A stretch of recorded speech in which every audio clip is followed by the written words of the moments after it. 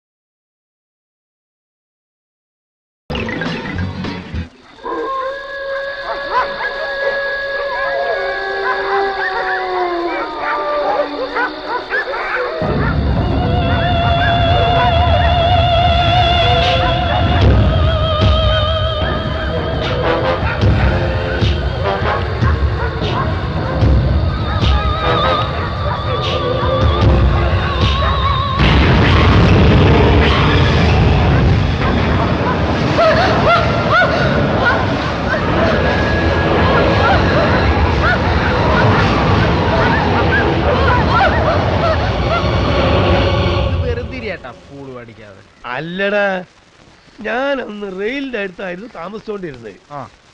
ഒരു ദിവസം മംഗലാപുരം ട്രെയിൻ ഇറങ്ങി വീട്ടിലേക്ക് ഇങ്ങനെ നടക്കായിരുന്നു. രാത്രി ഒരു 12-12 മണിയായി കാണും. ആ ചുറ്റുവട്ടത്ത് ഒരു മനുഷ്യജീവി പോയിട്ട് ഒരു ചൊക്കിളി പട്ടി പോലും ഇല്ല. അപ്പൊ ചേട്ടനോ? വേണ്ട, ഇത് കേക്കടാ. പെട്ടെന്ന് പുറകുന്ന് എന്നൊരു വിളി. അത് 2 വിളിയല്ലേ? ഇത് കേക്കടാ. ഞാൻ ആദ്യം ഒന്നും ഞെട്ടി.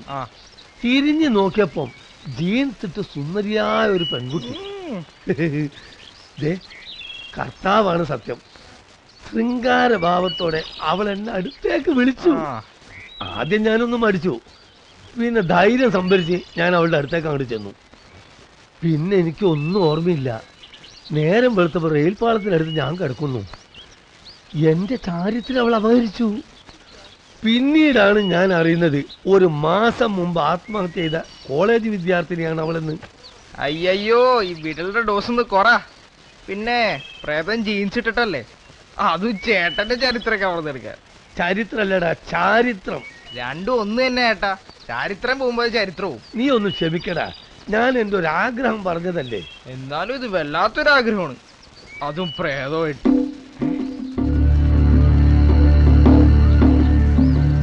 അതാരേട്ടാ?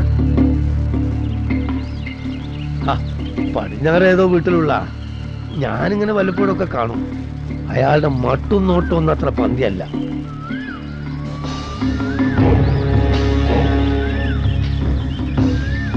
അത് നീ ഇതെവിടെ പോണു?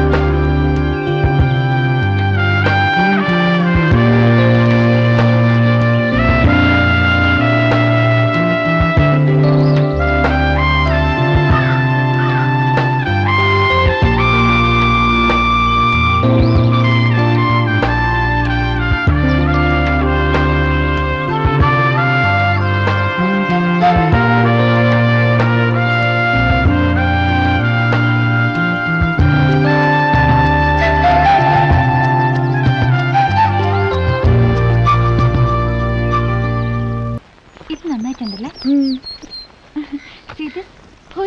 ഇതെന്റെ ആന്റി. പൂജ ഇത് കണ്ടോ? ഇതെന്റെ ആന്റി. ഇത് ആന്റിയുടെ മോള്. എന്താണോ നിന്റെ ചുണ്ട് ചോര?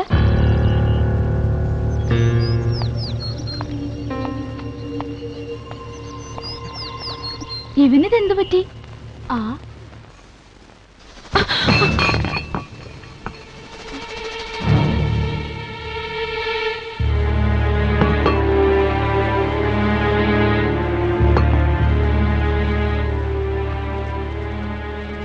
വെളിച്ചം പരത്തുന്നതെന്തും നിലത്ത് വീണുടയാൻ പാടില്ല.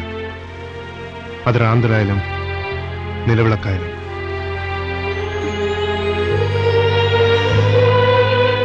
മനുഷ്യനായാലും.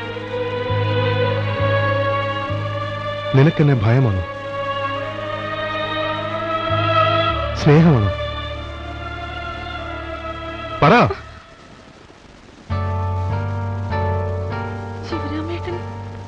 ഉദ്ദേശിക്കുന്ന അർത്ഥത്തിൽ. ഏതർത്ഥത്തിലാണെങ്കിലും സ്നേഹത്തിന് ഒരു സാരമേ ഉള്ളൂ. അത് സ്വാർത്ഥമാണ്. നിസ്വാർത്ഥമായ സ്നേഹം നുണക്കതയാണ്. അതുകൊണ്ട് ഊർമിള, നീ എന്റെ സ്വാർത്ഥതയാണ്. സ്വാർത്ഥത മനുഷ്യനെ ക്രൂരനാക്കുന്നു. പക്ഷെ നീ എന്നെ അങ്ങനെ ആക്കില്ലെന്ന് എനിക്കറിയാം. നമ്മുടെ കുട്ടിക്കാലം നിനക്ക് ഓർമ്മയില്ലേ? എന്റെ കളിപ്പാട്ടങ്ങൾ തട്ടിയെടുക്കുന്ന കുട്ടികളെ ഞാൻ വെറുതെ വിടാറില്ലായിരുന്നു. മറ്റു മാർഗമൊന്നുമില്ലെങ്കിൽ ഏത് കുതന്ത്രം ഉപയോഗിച്ചായാലും ആ കളിപ്പാട്ടം ഞാൻ നശിപ്പിക്കുമായിരുന്നു.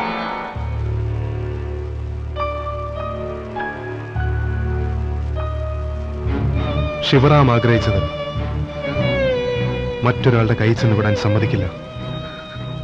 എനിക്ക് ലഭിക്കേണ്ടത് മറ്റൊരാൾ അനുഭവിക്കണ്ട.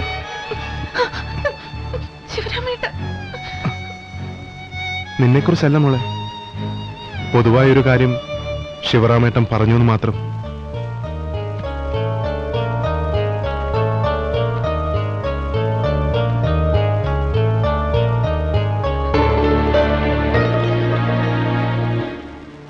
അമ്മാവനും അമ്മായിക്കും സ്വന്തം മകനെ ഭയമായിരുന്നു. യുദ്ധത്തിൽ ജയിക്കാൻ പഠിപ്പിച്ചവരെയും സൃഷ്ടിച്ചവരെയും കൊല്ലാം. ഇതെന്റെ നീതിശാസ്ത്രം. ദൈവീയത് എന്നെ കൊണ്ടത് ചെയ്യിക്കരുത്.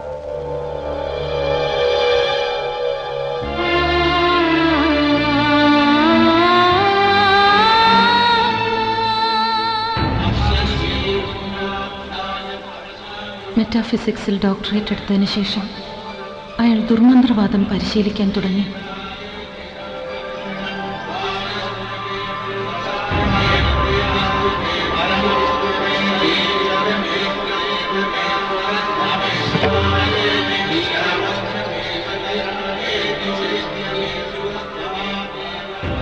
വടക്കേ ഇന്ത്യയിലെ ഉജ്ജയിനിയിൽ ആരുടെയോ ശിഷ്യത്വം സ്വീകരിച്ച് ആഭിചാരക്രിയകൾ പരിശീലിക്കുന്നതായി അമ്മാവൻ പറയുമായിരുന്നു.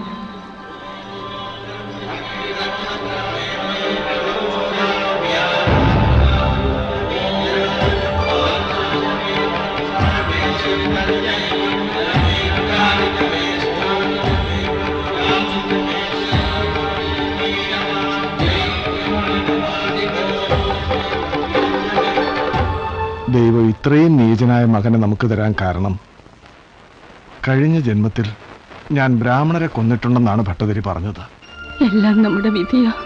അവളെ ചെകുത്താന്റെ കയ്യിലേക്ക് ഒരിക്കലും ഞാൻ വിട്ടുകൊടുക്കില്ല. നമ്മുടെ ഭാര്യത്തെ ജയകൃഷ്ണനില്ലേ, ഊർമിളയെ അവനിഷ്ടാണ്, അവൾക്കവനെ. ലണ്ടനിലും ദുബായിലും ഒക്കെ ബിസിനസ്സാണത്രേ. ശിവരാമൻ ഉജ്ജയിനിൽ നിന്ന് വരുന്നതിന് മുമ്പ് അവരുടെ വിവാഹം നടത്തണം.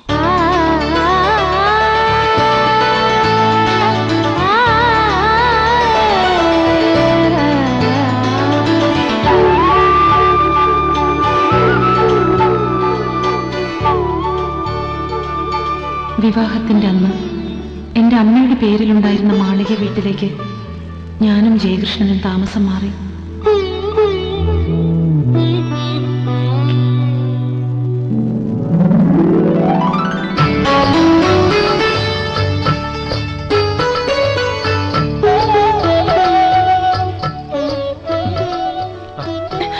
ഒന്ന് ക്ഷമിക്കെന്റെ മാഷേ, എനിക്ക് എനിക്ക് അമ്മയുടെ അടുത്ത് അല്പം പണിയുണ്ട്. അതിനുശേഷം കുളി കഴിഞ്ഞ് തുളുമ്പുന്ന പാൽ ഗ്ലാസുമായി നമ്രമുഖിയായ നവവധുവായി ഞാൻ വരും. അതുവരെ മാഷ് ഇവിടെ ക്ഷമിച്ചിരിക്കുക.